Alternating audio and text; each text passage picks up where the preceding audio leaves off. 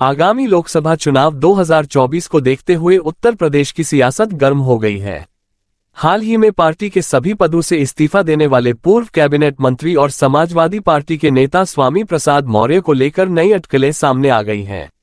सूत्रों के अनुसार स्वामी प्रसाद मौर्य अपनी नई पार्टी बना सकते हैं। राजनीतिक गलियारे में ये चर्चा जोर पकड़ रही है कि स्वामी प्रसाद मौर्य 22 फरवरी को अपनी नई पार्टी का ऐलान कर देंगे।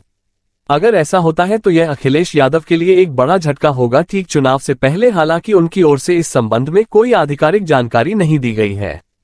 स्वामी प्रसाद मौर्य ने हाल ही में राष्ट्रीय महासचिव पद से इस्तीफा देते हुए समाजवादी पार्टी मुखिया अखिलेश यादव को एक चिट्ठी लिख दी थी और इसे मीडिया में लीक भी कर दिया था। इस चिट्ठी में उन्होंने पार्टी पर अनदेखी करने का आरोप लगाया था और अखिलेश यादव को लिखे पत्र में मौर्य ने कहा था कि जब से मैं समाजवादी पार्टी में शामिल हुआ हूं, लगातार जनाधार बढ़ाने की कोशिश की है। जिस दिन मैं सपा में शामिल हुआ था उस दिन मैंने 25 तो हमारा है 15 में भी बंटवारे का नारा दिया था। हमारे महापुरुषों ने भी इसी तरह की लाइन खींची थी।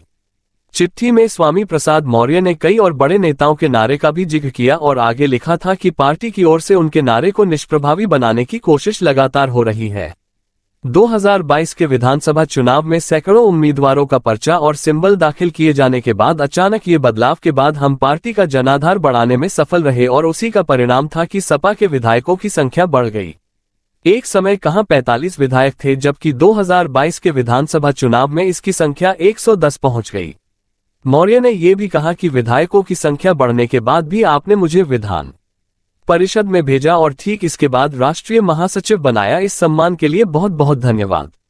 आगे कहा कि पार्टी के कुछ छुटभैये और कुछ बड़े नेता मौर्य का निजी बयान है कहकर कुंठित करने की कोशिश करते हैं और इसके बाद भी मैंने इसे अन्यथा नहीं लिया। इसके बाद मैंने पाखंड और आडंबर का हमला बोला, तब भी पार्टी के कुछ लोग इसी प्रकार की बात करते हुए नजर आए।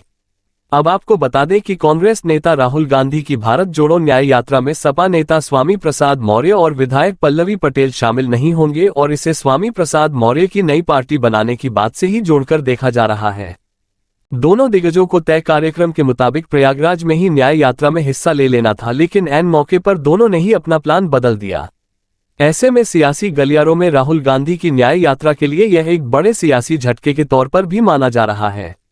स्वामी प्रसाद मौर्य और पल्लवी पटेल दोनों ही प्रयागराज नहीं पहुंचे। स्वामी प्रसाद मौर्य के बाद अब पूर्व केंद्रीय मंत्री सलीम इकबाल शेरवानी ने भी राष्ट्रीय महासचिव पद से इस्तीफा दे दिया, यानी दोहरा झटका अखिलेश यादव को, यानी कि यादव मुस्लिम गठजोड़ सपा की सबसे बड़ी ताकत रही है और इन दोनों में ही अब सेंध लगती नजर आ रही है। शेरवानी के इस कदम से राजनीतिक गलियारे में भी हलचल तेज हो गई है कि अब आगे क्या होगा। ये भी कहा जा रहा है कि क्या स्वामी प्रसाद मौर्य एक एक करके अखिलेश यादव से लोगों को तोड़ सकते हैं, अलग कर सकते हैं, और अगर ऐसा होता है तो ये समाजवादी पार्टी के लिए ठीक चुनाव से पहले एक बड़ा झटका होगा। क्या कुछ चल रहा है समाजवादी पार्टी में और डैमेज कंट्रोल करने की कोशिश में अखिलेश यादव क्या करते हैं, इससे जुड़ी हुई भी अपडेट हम आपको देंगे और बयान भी बताएंगे। बाकी की खबरों के लिए देखते रहिए खबरवाला 24 न्यूज़।